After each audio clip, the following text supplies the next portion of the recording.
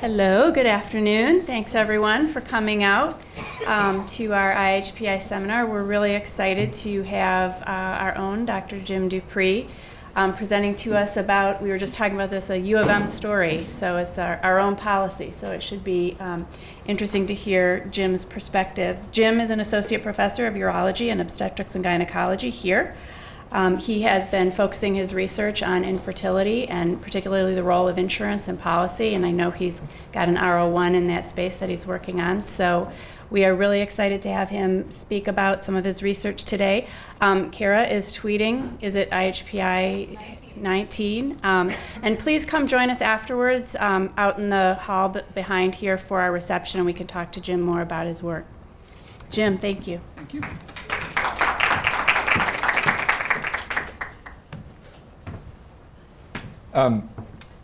Many thanks to Dr. Hawley for a very nice introduction, and it's really an honor to be asked to speak at IHPI. IHPI is such an impressive organization, and I believe it was actually Dr. Levy in the back of the room that might have put my name forward for this. So to you, many thanks. I am a urologist. That is it is my day job. I was actually doing surgery this morning, and for any of you that came down M14, there was an accident on M14 right now. So just watch yourself going home. So this is a U of M story, as Sarah mentioned, and I'm really excited to get to share it. It's not my story alone. It was really very much a team and a group effort, but it's a pleasure to get to kind of talk today about what happened after U of M decided to start covering IVF for its 35,000+ employees. So my disclosures are here. This grant did come through the M3 program, which for those of you that are unfamiliar, is run out of the provost's office and really encourages collaboration between faculty members, ideally that haven't known each other yet, but by design come from different schools. And we'll come and talk to this in a second. I have unrelated grant funding for the Michigan Value Collaborative and Michigan Urological Surgery Improvement Collaborative. There is also a patient story, including photographs that are here. It is shared with her and her husband's permission. I would just ask that there's 2 slides in particular that you not take a picture or tweet, but everything else, feel free to take photos of whatever you want. So here's our agenda, and I'm just sort of going to start with the end in mind. So the main things that I wanted to cover today is one, why is health insurance for IVF a public health issue? Why should we really even be talking about this today? Second, how in particular advocacy can improve access to IVF, but even more directly, insurance coverage for IVF. And then talk about the impact that insurance coverage can have on use of IVF, which is really the core of what our research has been so far. And then put this in a little bit of a broader context and discuss how we fit into the national conversation and kind of where this work can go next. I welcome questions kind of throughout the talk. Also very happy to talk afterwards and in the lobby for the reception. There will be time for questions at the end of this as well. So I think probably the most important sort of fundamental concept to make sure we're on the same page about is this idea that infertility is a disease. So up on the screen now are statements from the World Health Organization that have now been endorsed by the American Medical Association, as well as a statement from the American Society of Reproductive Medicine, both which say quite clearly that infertility is a disease, because it's a deviation from the normal functioning of a part of the human body, and in this case, the reproductive system.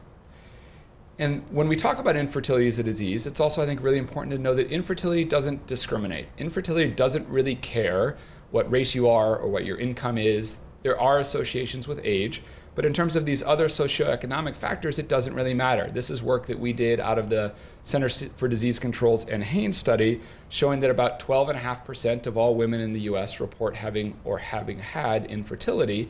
But then when you break it down by their income brackets or by their racial ethnic categories, the rates are very similar. So it really does not discriminate by your socioeconomic status.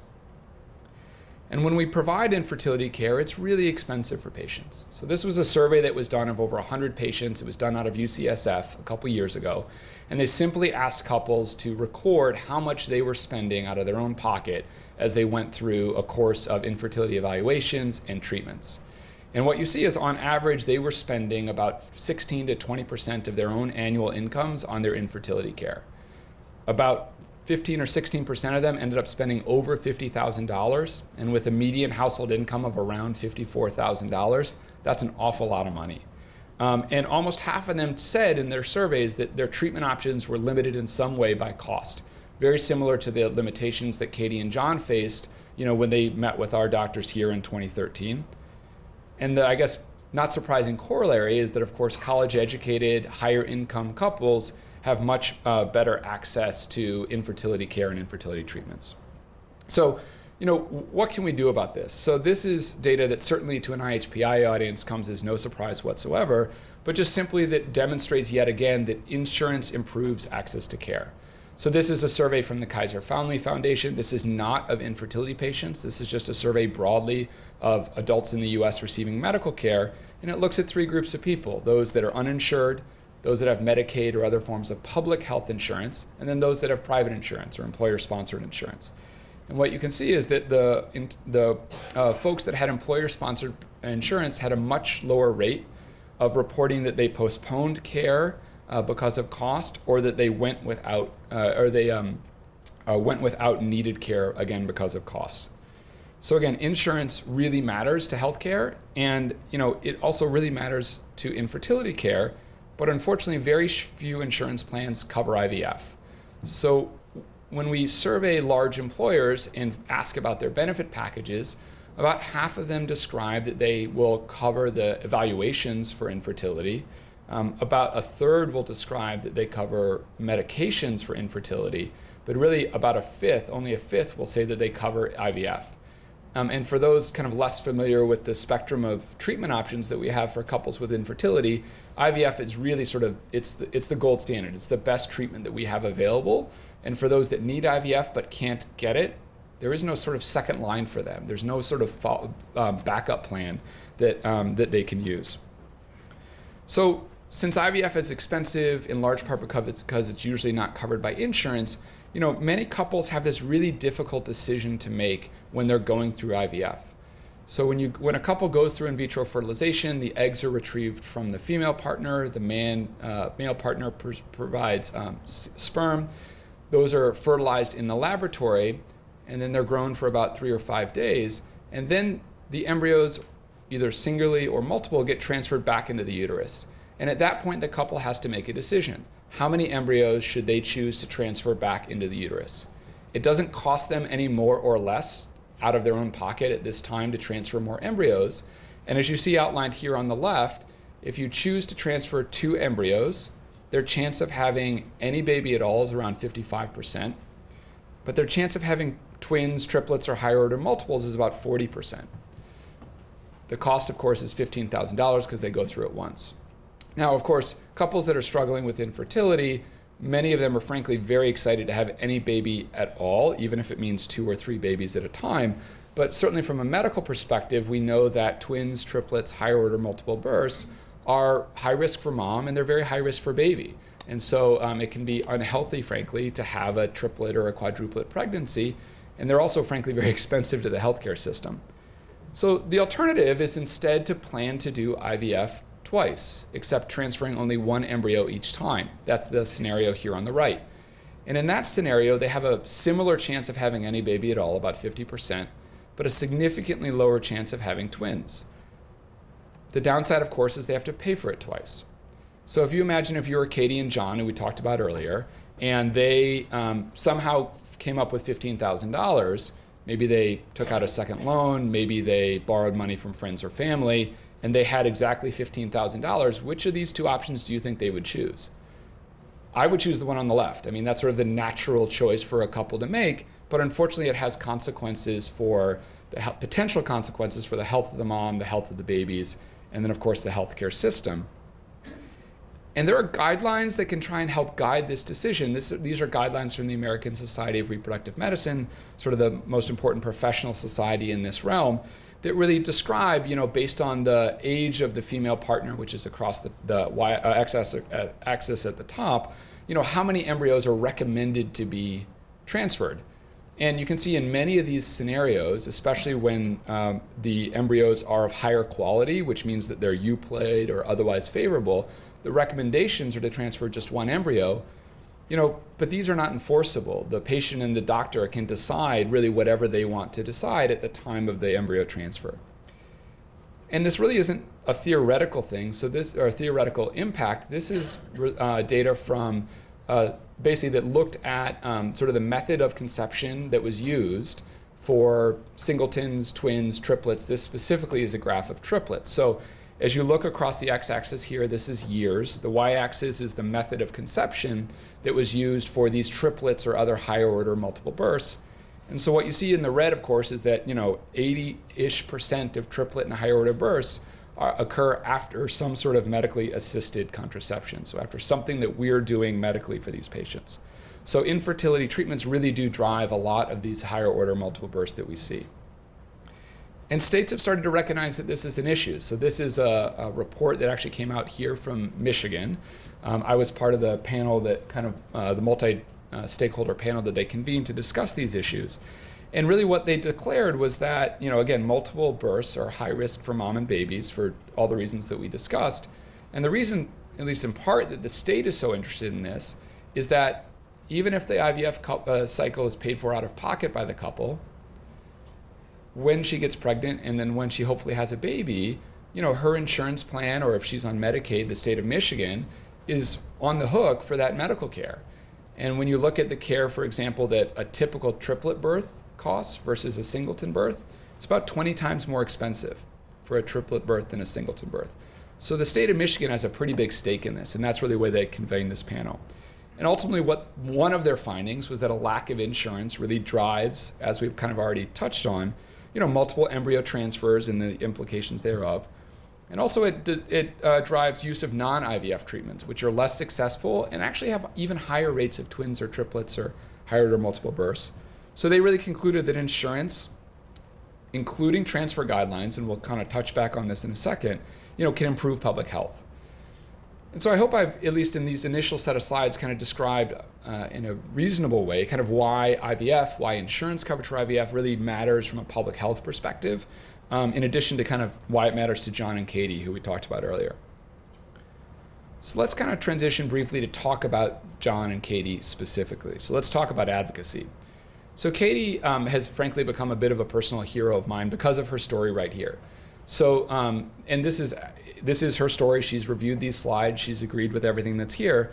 So a couple other details about her. So she was specifically a PhD candidate in molecular, cellular, and developmental biology. She was diagnosed, as I mentioned, with infertility at age 27. She was diagnosed through the tests that were covered by U of M, but then was told that treatments were not. And specifically, she was told that fertility treatments weren't covered because they were cosmetic issues. This is a quote kind of straight from Katie. And Katie decided this wasn't right. And so she she was the initiator of what eventually became the Fertility Justice Campaign. And here's what she and then others that came along with her were able to do. So first, they built support kind of throughout the campus here at U of M. They started with campus organizations like the GEO. They actually went to the unions. They went to elected officials for whom U of M is kind of in their district. She wrote editorials in the Michigan Daily, met with numerous leaders of U of M, eventually spoke publicly at the Regents. And the Regents, down through the president, put an edict in front of the Medical Benefits Advisory Committee, of which some audience members are here a part of or were at the time, and asked them to do a review of peer institutions as well as a review of state mandates and sort of a cost projection for what it would take.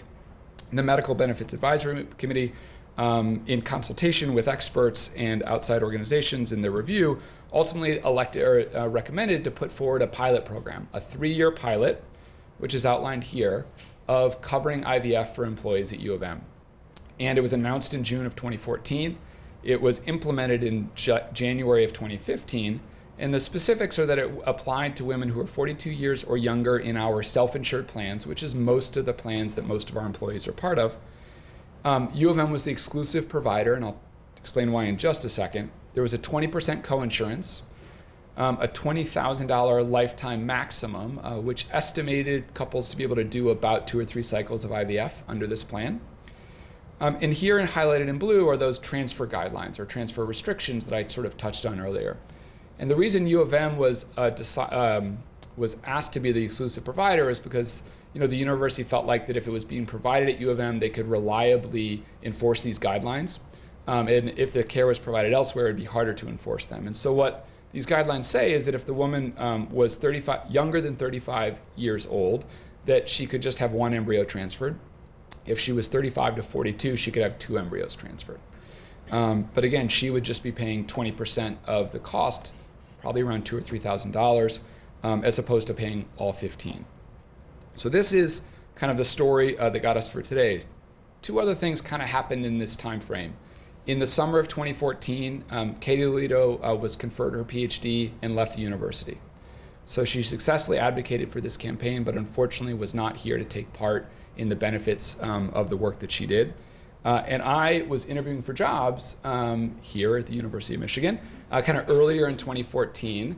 I remember quite vividly sitting down with Dr. Tim Johnson of OBGYN as part of my interview, and he sort of told me that this was coming. Me with my sort of interest in healthcare policy, I thought this was pretty exciting as an opportunity to understand in real time kind of what happens to an employee population when a new benefit is added. And I started on faculty in September of 2014. So that's kind of how I fit into this story. I had nothing to do with this benefit coming into place. It was all done before I got here. But I'm lucky enough to be on a team that gets to kind of evaluate it. And here's kind of the work that we did to try and evaluate it, which was to try and understand the impact that this new insurance benefit, and particularly an insurance benefit for IVF, had access to fertility care. And the mechanism through which we did this was the M-Cubed team. And so I'm very happy to see Rich here. I see Helen in the back of the room. I don't think anyone else here was on the team. Forgive me if I'm missing anyone. But Rich and I had never met, but we were connected through some colleagues. And that was the whole point of the M-Cube program, is really to reach out to folks with whom you've not had the chance to work together.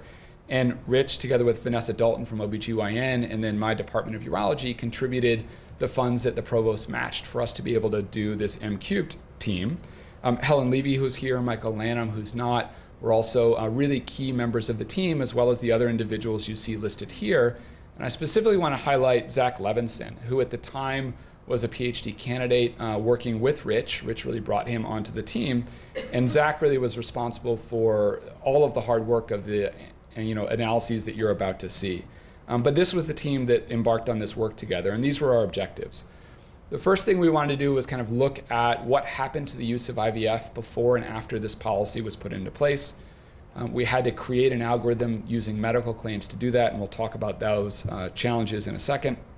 And the second was we wanted to evaluate how this affected disparities in use. I certainly knew from my clinical work that the couples that had higher incomes were able to proceed with IVF. Many of the couples had lower incomes were not. And did this policy change the way those different types of couples interacted with infertility care here? We had lofty goals at the start to also look at outcomes, also look at costs. I'll cut to the chase and tell you we weren't able to do that, but that's more on that story to come. So here's how we went about it. So Marcia Manning was also listed on the previous slide.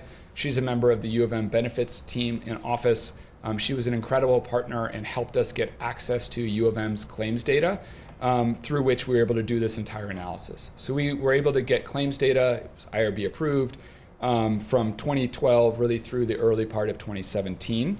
And we also had access to the electronic medical record, so we could do a primary chart review, which proved to be really important. Our analysis was fundamentally a pre-post comparison, looking at egg retrievals per 10,000 women who were employees at the time. And then we did several sub-analyses looking at different insurance premiums, which is a proxy for salary, looking at the type of employee the patient was, race, years of employment, the patient's age, and the number of children we estimated that they had. And we had several of these factors because it was U of M's data. And so for those that don't know, we all pay a premium for our health insurance. How much we are required to pay for our own health insurance here is a sliding scale that's related to our salary. And there's really sort of 3 big buckets. The top half of salaries at the university pay a given premium. The next 25th percentile pay a different premium. The bottom 25th percentile pay a different premium. And that's how we estimated salary. And employee type, again, was available to us because this was U of M's data. So this is not stuff that would necessarily be available through MarketScan or Optum or some of the other large databases. So let's talk a little bit about challenges. So this wasn't easy, in large part because for those of us that work with medical claims, we know that medical claims are great for things that show up in the claims, but they're not very good for things that aren't in the claims. And before 2015, IVF was not in the claims. It was a paid for cash out of pocket, so no bill was generated, nothing was sent to Blue Cross, nothing was sent back to U of M. So how in the world do you find evidence that something happened when you can't see it directly in the claims? And the way I like to think about this is like we kind of looked for IVF's shadow. So effectively what we did is we identified care patterns, other types of procedures like ultrasounds, and certain medications that were always prescribed with IVF that were covered and therefore visible in the claims. And we used those care patterns to basically predict when an IVF cycle occurred, even if we couldn't see the IVF cycle directly. We were able to validate this by primary chart review and then ultimately use that algorithm to predict IVF cycles both before 2015 and after 2015, so that we were using really consistent methods. And here's that sort of shadow, or here's that pattern. So basically, if a woman had more than 2 pelvic ultrasounds that were close together to each other within about 2 days, combined with having recently received a prescription for one of 2 medications that are that are always used for IVF, those 2 things together signal that a cycle of IVF had occurred. Now, certainly people can get pelvic ultrasounds for plenty of other reasons. People can be given these medications for also other reasons, but the coincidence of timing of these things really looks like it just happens, at least happens regularly, with in vitro fertilization with IVF. The claims also allowed us to exclude episodes of intrauterine insemination, which is a different type of fertility treatment, as well as women that were getting fertility preservation, which is basically they do the whole egg retrieval procedure, but it's not for the intent of getting pregnant. Instead, it's basically to save eggs because they're about to undergo chemotherapy, for example. So we were able to exclude those types of cases as well. And here was sort of the primary chart review. And Angela Kelly, who was a fellow in OBGYN at the time, really did the lion's share of this work. And this is sort of your very traditional 2x2 table. Across the top, when I say actual, what I mean by that is that either in the primary chart review, we saw that the patient received IVF, or there was a paid claim for IVF. And we did all this in the post-2015 timeframe. The observations, I should note, here are person-month observations. That's why you see so many. So again, one woman in the sample for 12 months would be 12 observations.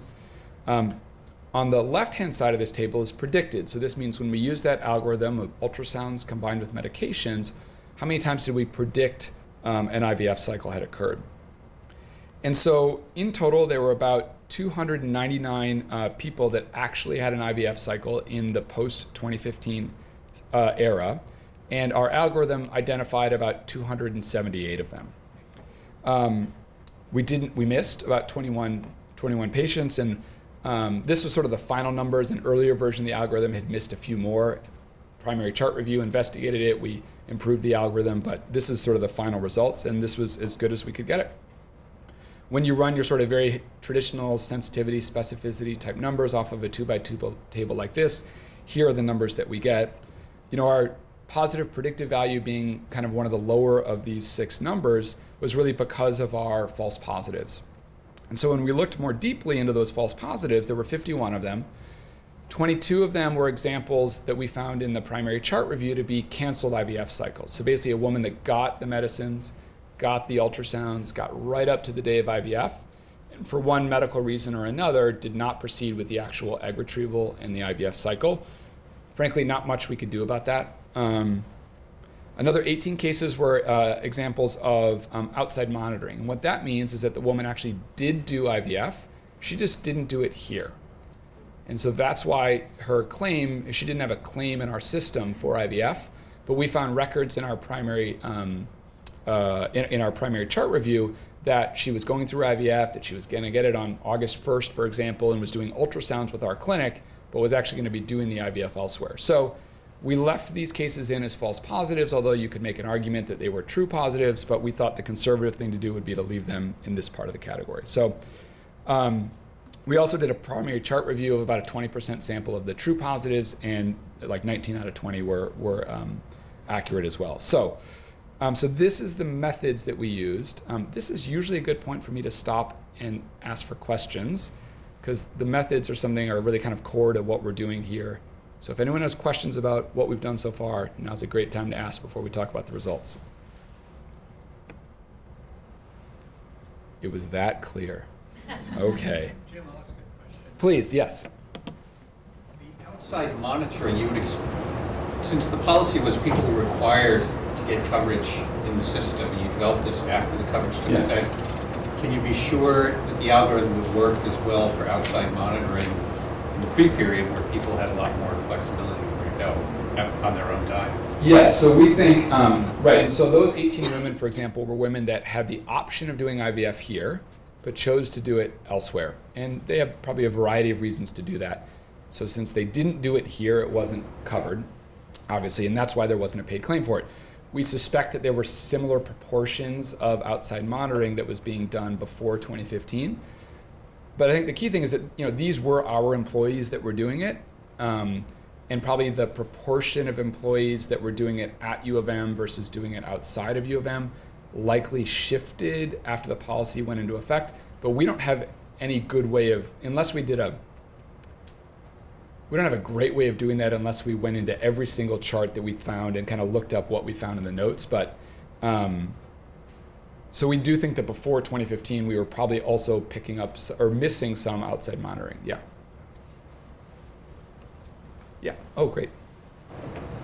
So you mentioned earlier that it's $15,000. Yes.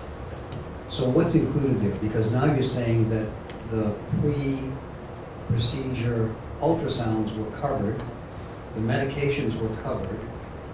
So what's in and what's out in the $15,000? Yeah. So the $15,000 before 2015. That's a great question. Is basically the procedure to retrieve the eggs from the ovaries, all of the laboratory work that's done, once they retrieve the eggs, retrieve the sperm, and all of the laboratory work to fertilize the eggs, basically culture and grow the embryos for 3 to 5 days in the laboratory, and then the procedure to transfer one or more of those embryos back into the uterus. So that package of procedures was the $15,000 that patients were spending or being asked to pay.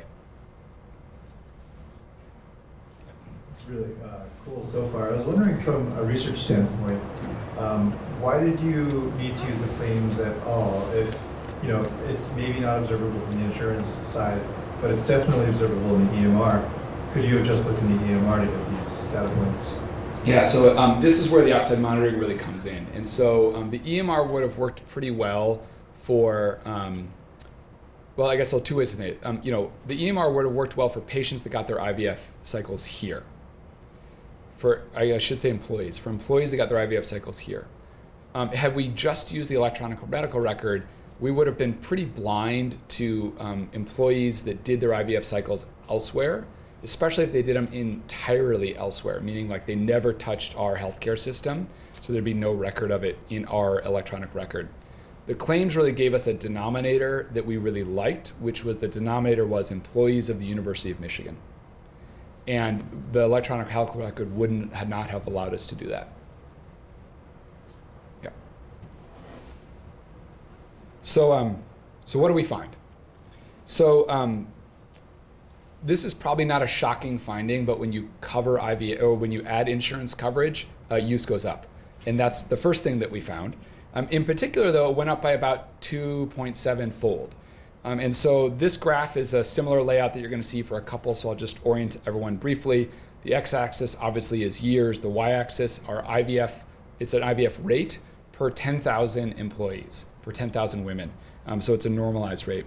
The light blue colors are before the policy was put into effect, 2013 and 14. The darker blue, obviously after the policy was put into effect. And again, we looked here at just women that were aged 22 to 42. So it went up by about 2.7 times. When we looked at it at a monthly basis, I think, again, this gave us a reassurance that we felt like we were actually picking up something real. So from September of 12 to November of 14, you kind of see kind of a basal rate of use here month to month. Also, not surprisingly, right before the policy came into effect, people stopped doing IVF, as I would too. Why not wait a month and get it covered? And then right after January of 2015, big increase in use. So this logistically was a huge challenge for our clinic. And a lot of credit to Michael Lanham, who was the medical director at the time, and the team there, to be able to sort of incorporate this onslaught of patients who we were excited they were coming through, but it was a much higher volume than we were kind of used to dealing with. So this was sort of the monthly use, and you can see it, relatively stable, although if you squint, you can maybe convince yourself that there was a bit of a surge in use here, and there was a little bit of a tapering. Maybe there was some pent-up demand that got treated right away. If we had longer data, I think what we would probably see is we would plateau, a little bit lower than what we found right after the policy went into effect. So the next thing we looked at was, again, employee salary. And so a reminder here that this is based on the premiums we pay for our insurance. The low salary folks are about 1/4 of the population, the middle salary, the next quarter, the high salary, the top half. And the y-axis again here is a normalized rate, so per 10,000 women that are in that group. In yellow are the years before the policy was put into effect, in blue after the policy was put into effect. So rates looked like they went up for everyone, but the thing that really struck us the most on our team was just how much higher the proportional use went for the low-income employees. Before 2015, low-income employees, again these folks in yellow here, were barely using IVF. And their use of IVF went up by about 9, almost 10 times afterwards. Of course, having a small initial number makes the increase a bit easier to achieve.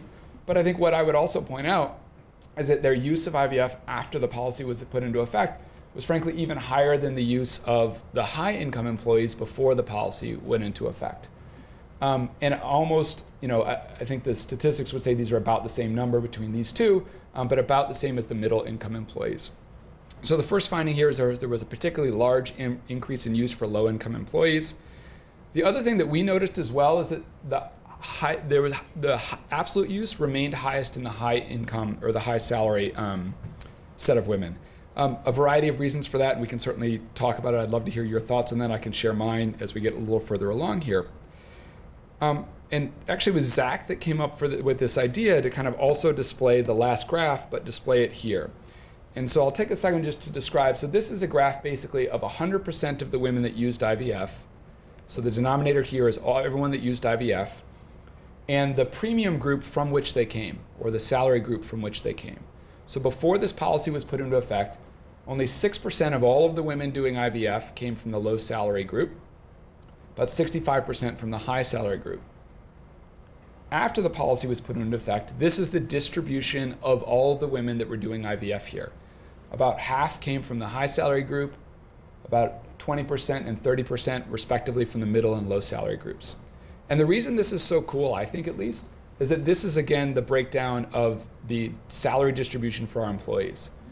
So the salary distribution for our employees now starts to look I should say it the other way. The distribution of who's using IVF starts to look a lot like the distribution of our salaries in the employee population. So to us, this spoke a lot about sort of equity and sort of access to care, that those people using IVF from a salary perspective looked a lot like kind of the distribution of salaries in the university. So we also looked at staff type of position. So graduate students, as a reminder, are in the supplemental staff category. We saw uses in all of these groups.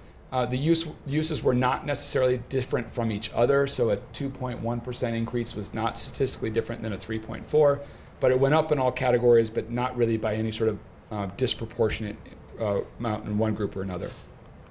We looked at race. So these were the racial ethnic categories as reported by the employee. Again, we saw increases in all of these. Only the increase in the white non-Hispanic group reached statistical significance, probably because our numbers were much lower in the other three racial ethnic categories. One of the questions that we were interested in is, did this benefit seem to recruit or help us retain employees to the university? And so one way we tried to look at that was we tried to look at the use of IVF by how long the woman had been employed here. And so on the left-hand side are women that have been employed here for less than a year. On the right, women that have been employed here for more than a year. The women who had been employed here for less than a year had a pretty big increase, about a 5.7-fold increase in their use of IVF. The women who'd been here for longer had a smaller increase. This is very indirect, it's a lot of conjecture, but at least raises the question about whether or not the university is benefiting from a recruiting standpoint of bringing folks here associated with this benefit. But again, there's a lot of links that need to be filled in for this.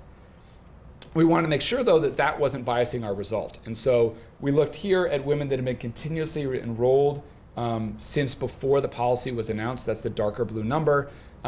Green is a summary, again, of kind of what our overall findings were. And when we looked just at the women that had been here since before the policy was put into effect, we saw similar increases from year to year. So we don't think that this was just a factor of new women joining the university community. There are several limitations I should touch on. One, we looked just at egg retrievals. We didn't directly look at embryo transfers, but egg retrieval is probably the most important step in IVF. This was obviously a single institution. We don't have a control population. We also don't know household income. We know the salary of the employee, but it's quite possible that that employee has a spouse with a very different income. So that's a limitation here. And as I mentioned earlier, as we discussed, we couldn't validate IVF cycles exactly at outside clinics. We could only know what showed up in kind of notes in our records. Again, we don't at least yet have data on outcomes or costs. So what's kind of the local impact? What's the national impact? One of the things that I really love about doing policy work is the opportunity, the potential to try and like really make people's lives better on a bigger scale. And to me, this is like the most cool thing to start with. So since, it's covered here by the podium, I'm sorry. So this is since January 1, 2015 through the first quarter of 2018, there were 147 babies born from IVF at the University of Michigan. I had to make some estimates here, but effectively what I outlined in green are the babies that I think probably would have been born anyway, looking at our basal rate of IVF before the policy. The blue babies might not be here today without this policy. And to me, this is really important. And so there's like about 80 odd babies that were probably result directly of this policy. I'll tell you, when IHPI sent out their announcements about this survey, I won't mention her name, but an employee at the university emailed me and basically said, here's a picture of my baby who's been here for 18 months that I was able to have through this policy. And I'll tell you, like, that's pretty cool. And so this is, I think, the most important kind of local impact we can discuss about this policy. The benefits office used in our data in part with several other data and bits of information to turn up this pilot policy into a permanent policy. And so we were not the only part of what drove that decision, but it contributed to their decision making. So the policy is no longer a pilot, it's permanent. They also updated some of the guidelines around how this benefit is added. They broadened the definition of infertility. They also loosened a little bit those embryo transfer guidelines to align a little bit better with the guidelines that I showed you on the table from the American Society of Reproductive Medicine earlier. And kind of unrelated to this, but I think still important, they now cover fertility preservation for men and women. So if a man or a woman is about to get a therapy that's going to damage their reproductive potential, employees have the opportunity to get a similar benefit. The same lifetime maximum is applied. This sort of is all rolled up into the same policy for fertility preservation as well. So that's kind of our local impact. What about nationally? Well, I think first it's important to notice that the Affordable Care Act is silent on infertility benefits. There's plenty in there about mandated coverage or essential health benefits, but infertility is really not mentioned at all. And there's really been a very, very little to no research done on employer-sponsored insurance like what has happened here at U of M. There is a patchwork of kind of state-level mandates, so about 15 or 16 states have passed laws that mandate some form of infertility treatment, but it's really heterogeneous. So some cover both the man and the woman. Some, as outlined in pink here, only talk about the female partner and don't mention the male partner at all in their state laws. Some cover IVF. It's about 11 cover IVF, about 5 do not. What we know from those state mandates is that when states mandate that IVF or infertility is covered, you see more IVF cycles. Again, that's not too surprising. You also see more IUI cycles, potentially because this sort of lesser form of infertility treatment is also now covered when it wasn't before. You do generally see fewer embryos transferred per cycle, which is, again, what you would hope to see if the financial incentives were removed for the patient. You see a lower live birth rate per cycle, which is, again, what you would expect to see if you're transferring fewer embryos per attempt. You'll probably have a little bit of a lower birth rate per attempt. A little bit of a mixed results in terms of gestations, about whether you're truly reducing twins or triplets or not, although it's thought in most cases you probably are. So I think there's kind of a real opportunity to take what we did locally and expand it nationally. And so Dr. Hawley was nice enough to mention earlier a grant that I'm in the slogs of working on, to really take what we did at U of M as preliminary data to start to instead investigate employer-sponsored health insurance at a national scale. And here I think we will have enough numbers to look at live birth rates, to look at plurality, meaning the number of, like, is it twins or triplets or quadruplets. We'll be able to look at maternal and infant health outcomes, and costs I think both to the employer, the payer, and then also to the patient. As a urologist, I'm also interested in kind of how this impacts the urology care that we can provide more directly, and so I'm also interested in male infertility care and other fertility treatments. So the title of the talk talked about lessons, and so what were the key lessons here, at least for me? This is probably the most important lesson, and that one person can have a really big impact. And to me, this story is about Katie Lolito, and it's about Katie needing a medical treatment that she could not afford, and her starting a campaign to change that, and she did. And I think it's I've gotten a chance to talk with her over the phone. I'm very impressed with what she's been able to do, but I think it's a really important lesson for all of us, that if there's something that just doesn't seem right to you, you actually can make a difference. So one person can make a big impact. These were the other lessons. And so, Kieran asked a little bit about kind of the methods we used here. And for me, this was kind of cool because we figured out a way in this instance for claims data to be used for cash pay procedures. So I think about like dermatology or plastic surgery or other instances where this type of approach might be useful. More specifically to IVF, for other employers that are thinking about adding this benefit, at least in our population, use went up by about 2.7 times. So from an operational perspective, if someone else is going to add this, I would tell them to start to anticipate growth in rates of it in this scale. That the largest proportional increase, again, was for low salary employees. The highest absolute use remained among high salary employees. Why that is, I think, is a really interesting question. On our kind of research team, we've talked about whether or not that could be the 20% coinsurance.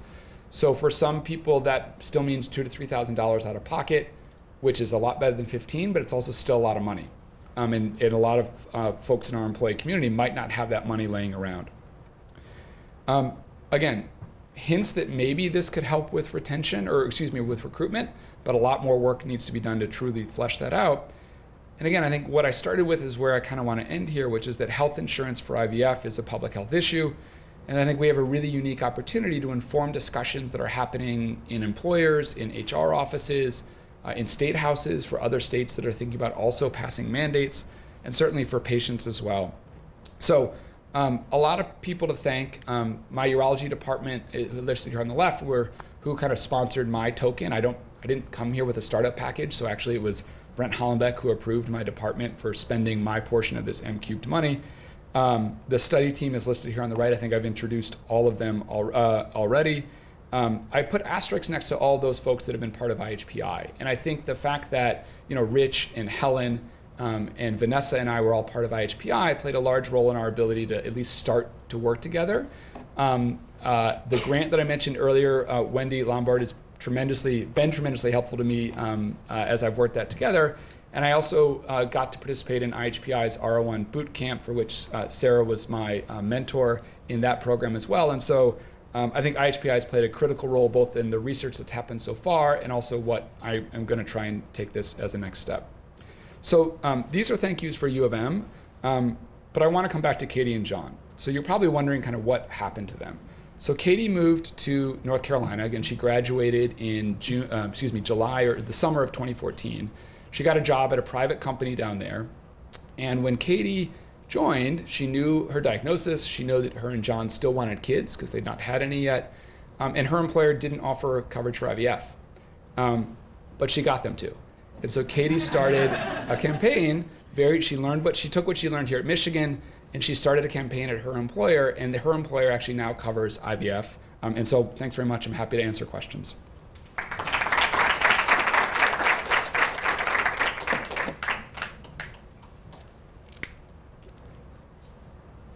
Thank you. For the 80 babies you were showing there in Michigan, were you saying you don't know whether they're a single or multiple births? Do you have data on that? So we don't have data on that yet, no. One thing at U of M, and again, I mean, Helen, if you don't mind me asking, I mean, you were part of some of these discussions. My understanding of the discussions in the benefits committee was, we already sort of knew that we were pretty good at U of M of following those embryo transfer guidelines. We didn't have a whole lot of twins and triplets from our U of M clinic. And so my understanding is the benefits committee did not expect us to see a big reduction in our twins or triplets because we were already pretty low. That is not the norm in other clinics elsewhere. My understanding is a lot of the discussion in the benefits committee really circled around sort of the justice and equity part of this, which was really kind of Katie's thing. But I don't want to misrepresent Helen, if you don't mind. Hope you don't mind me asking. No, I'm happy to. So I can't say a ton about those discussions because they are confidential. But basically, you're right in the sense that the decision was there was a discussion of this idea that covering it with a limited number of embryo transfers would reduce multiple births. The decision was absolutely not ultimately made around the idea that it would save money for the healthcare system.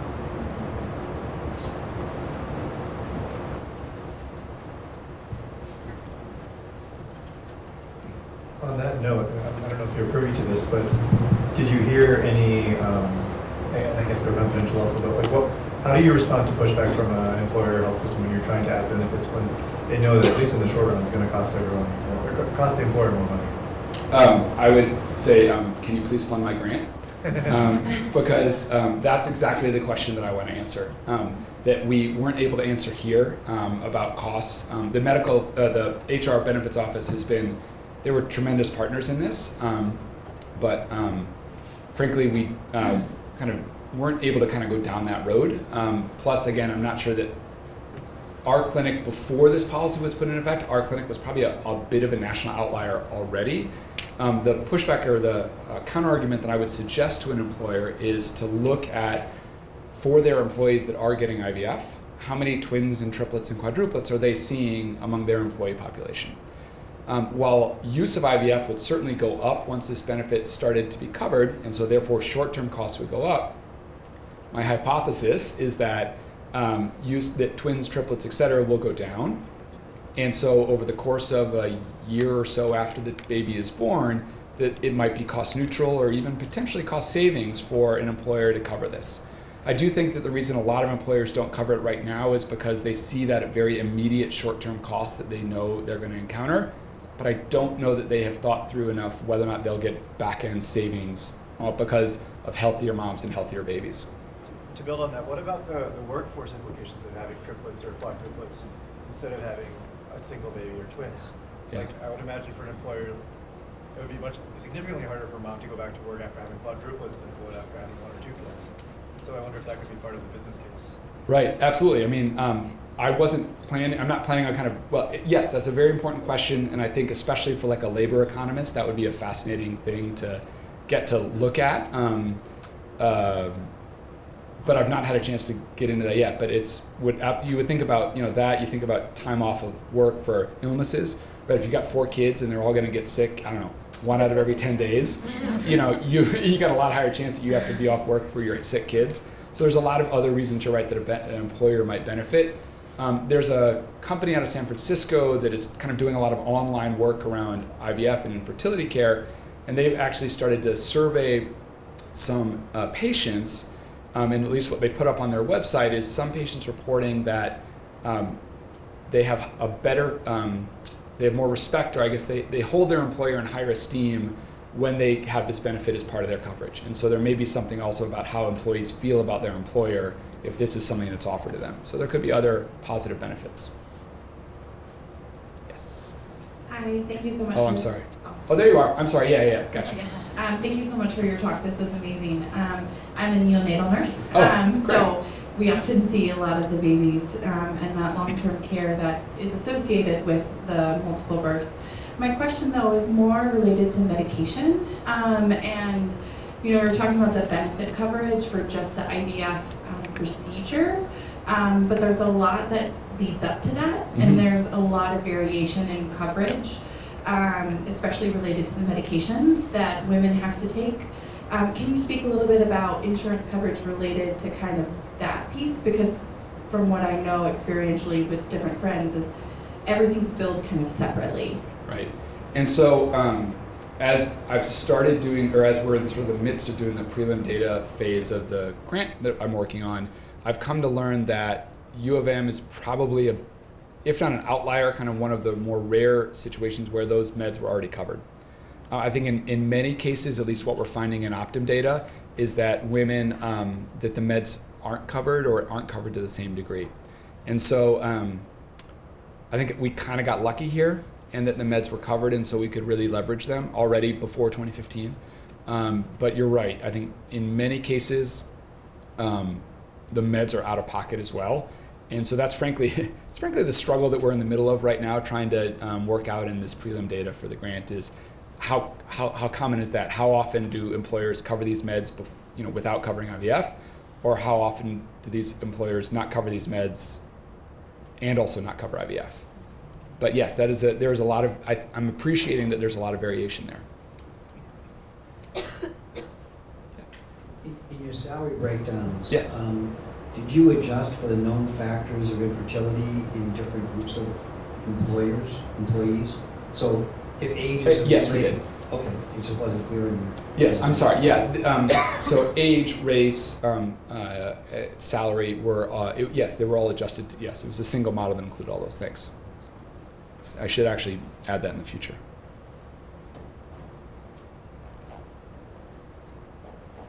Okay, let's eat.